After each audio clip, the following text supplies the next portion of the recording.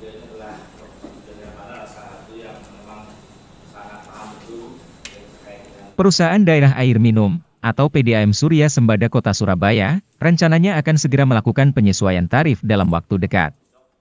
Guru Besar Institut Teknologi 10 November, ITS Kota Surabaya, Profesor Joni Hermana mendukung hal ini. Menurut Profesor Joni, ada sejumlah alasan kenaikan tarif PDAM menjadi sebuah kewajiban. Alasan pertama, tingginya biaya perawatan hingga peremajaan sejumlah pipa untuk pelanggan. Menurutnya, perawatan pipa menjadi kewajiban demi menjaga kualitas air. Alasan kedua, tarif air di Surabaya dinilai sudah saatnya diperbaharui. Sejak kali terakhir dilakukan 2006, tarif air cenderung tak meningkat hingga 2022. Penaikan harga itu menyebabkan beban yang ditanggung PDAM menjadi lebih besar.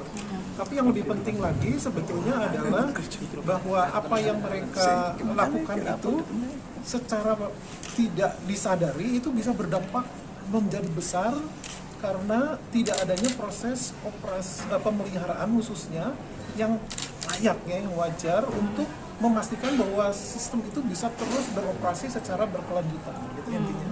Jadi untuk masa depan sebetulnya yang perlu Prof, sebenarnya tiga hal yang kita kaji.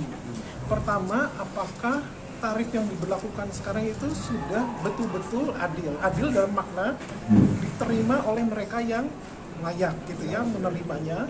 Dan ketika yang menerima itu, yang disubsidi itu juga mendapatkan fasilitas tersebut, apakah mereka juga menggunakan air secara bijak apa tidak gitu.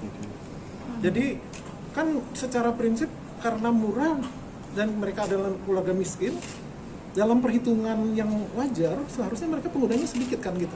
Tapi ada beberapa yang tinggi gitu. Terus ada beberapa yang sudah berubah statusnya. Nah itu kan harus disesuaikan. Terus yang kedua yang seperti yang sudah saya katakan bahwa keberadaan sumber air di Jawa Timur saat ini sudah mencapai kondisi yang mendekati water tension seperti water crisis ya. Sehingga harus dikelola secara bijak.